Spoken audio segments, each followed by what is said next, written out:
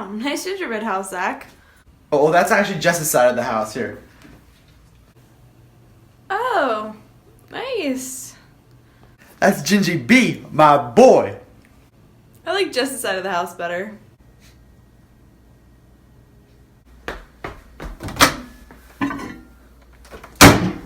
You don't want to see this, Gingy B.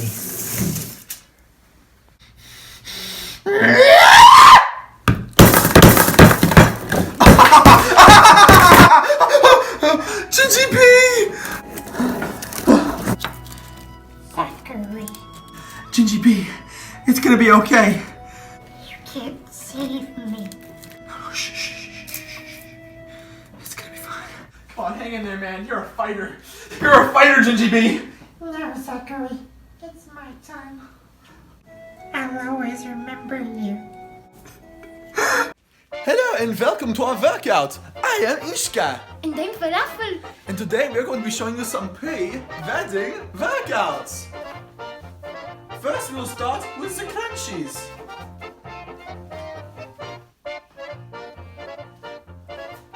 This one is called Down Dog Down.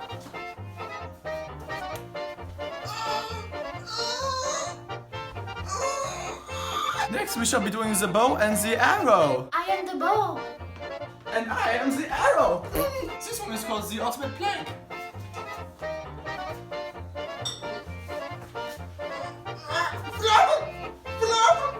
Next we will be doing floating bridges falling down.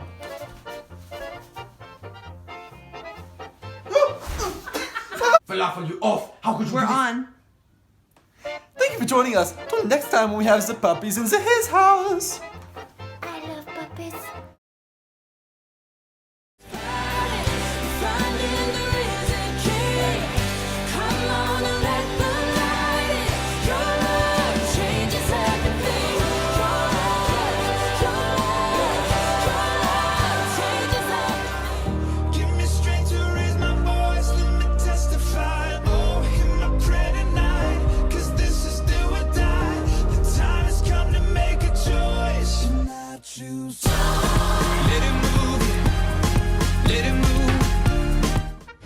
Hello everyone and welcome back to your favorite game show, What Happens Next? My name is Zach and I'm your host for today. Here's how the game works. I'm going to show you one of my Instagram videos and then it's going to pause and you're going to have to guess what happens next. I'm going to give you 3 options and you're going to have to choose from those options in the comments down below. I hope you're watching this live right now because if you're watching this tomorrow, this will be very awkward. Alright, let's get started. Jeez. It's alright, you just scared me. Please knock next time before you come in. Right, thank you. So we hired this new intern. He is driving me crazy. He comes in here unannounced and... Who is this new guy that Zach's old job hired? Is it Olive, a cardboard cutout of Zach, or is it Zach himself? Time to guess.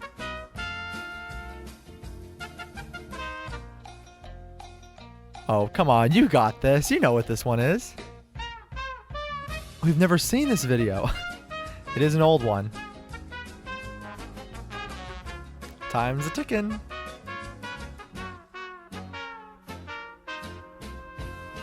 Ooh, I wonder what it could be. You haven't guessed yet? Come on, I've given you so much time. Guess in the comments down below. All right, and your time is up. Let's see what the answer is. Oh my gosh! Get out of my office! Get out of my office! I don't want to see that smug little face anymore. Oh, it was a cardboard cutout of Zach. Well, now it's time for the next video. Let's take a look. Where the heck is Olive? Olive? Olive, get down from there! Why is Olive on the roof of the house? Is it because she's trying to get a better Wi-Fi signal? Is it because she wants to be tall like her dad? Or she's Batman? Time to guess.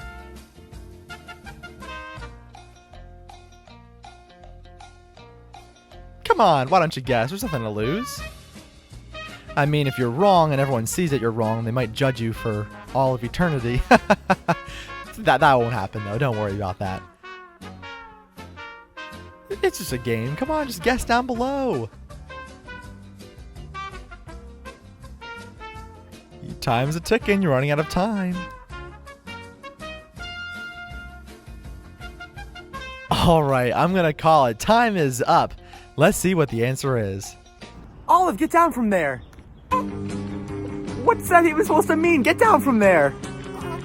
Batman can't fly.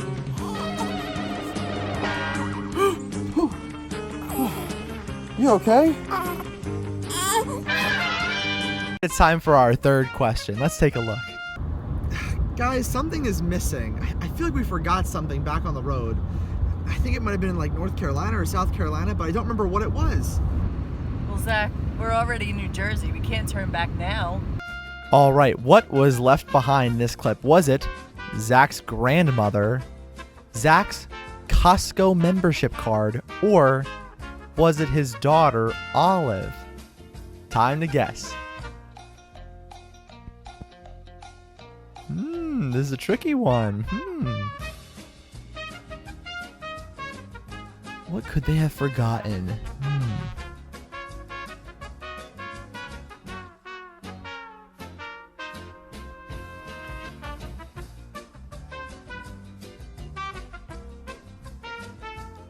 You're running out of time to guess. Better guess quickly.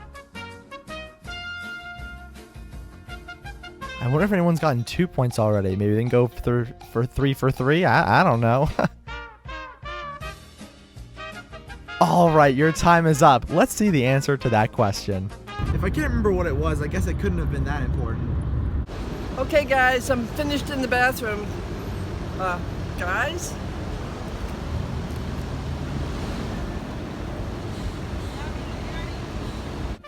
It was his grandmother. They left her at Chick-fil-A. Psh. My name is Zach. Thanks for joining us for another episode of What Happens Next. Can't wait to see you next time. Bye-bye.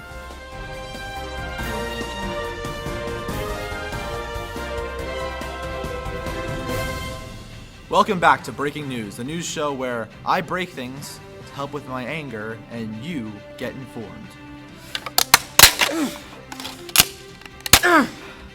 Our first story, I cut myself while breaking that plate, and now I'm angry.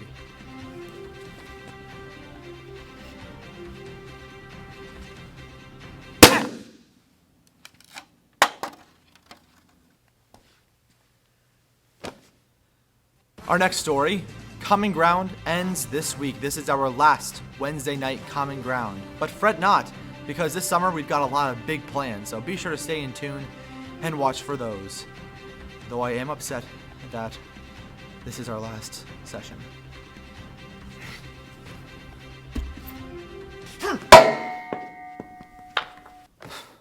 In other news, I now had to wrap up my thumb because I'm bleeding all over the room because of this plate.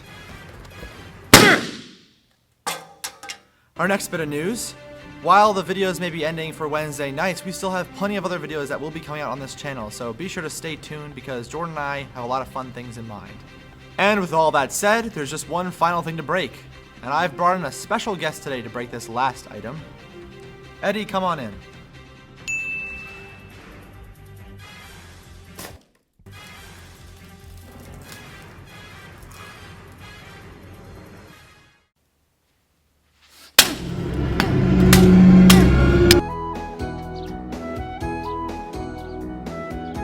Ago, Zach taught us about branding and how that directly applies to us as Christians because we are called to imitate God's brand of love.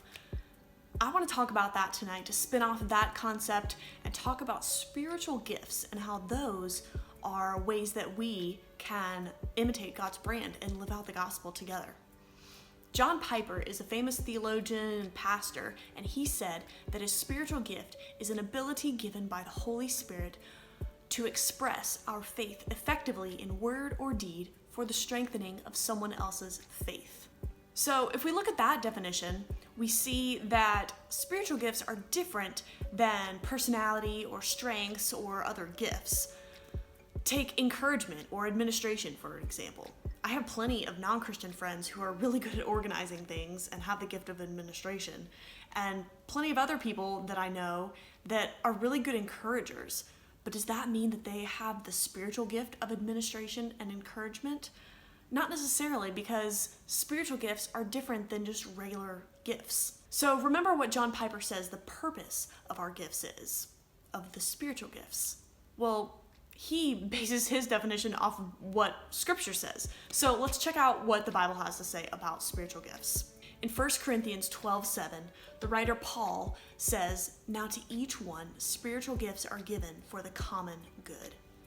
Later, in verses 25 through 26, Paul says, "There should be no division in the church, but its parts should have equal concern for each other. If one part suffers, every part suffers with it. If one part is honored, every part rejoices with it." The Apostle Peter writes in his letter, 1 Peter chapter 4, "Each of you should use whatever gift you have received to serve others, as faithful stewards of God's grace in its various forms. If anyone speaks, they should do so as one who speaks the very words of God. If anyone serves, they should do it with the strength God provides, so that in all things God may be praised through Jesus Christ." So, it's the purpose of the gifts that makes them distinctly different than personality or strengths or other types of giftedness. Because the purpose of spiritual gifts is to build up the church and to build up others.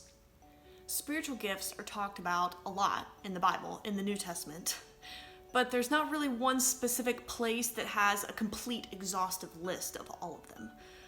But if we look at these verses that we just took a look at in 1 Corinthians and in 1 Peter, and we kind of take that plus John Piper's definition of what a spiritual gift is, and we read all of the New Testament, we really kind of figure out that the most important thing concerning spiritual gifts isn't so much that we name what our specific gifts are, but that we simply do what we're good at, what we're naturally inclined to do in order to build up the church and build up others. That's the whole point of spiritual gifts. Romans 12 and 1 Corinthians 12 contain the list of most of the spiritual gifts that we find in the Bible. Now there's a couple like miracles and healing and tongues that we won't have time to talk about tonight, but let's look at the rest of those spiritual gifts.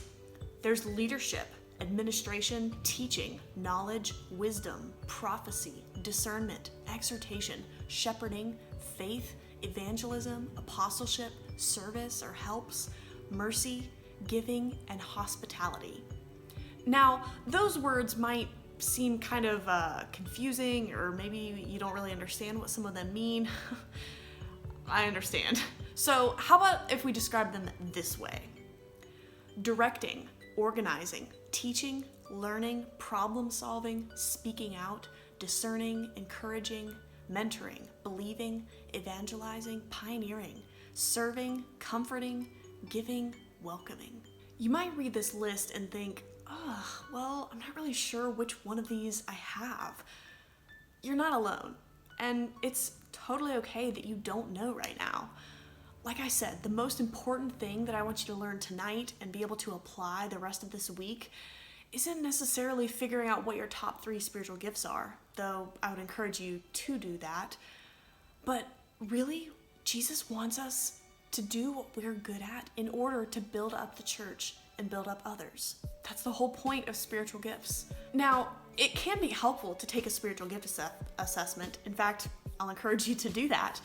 But really, one of the best ways to discover what your spiritual gifts are is to ask other people that know you.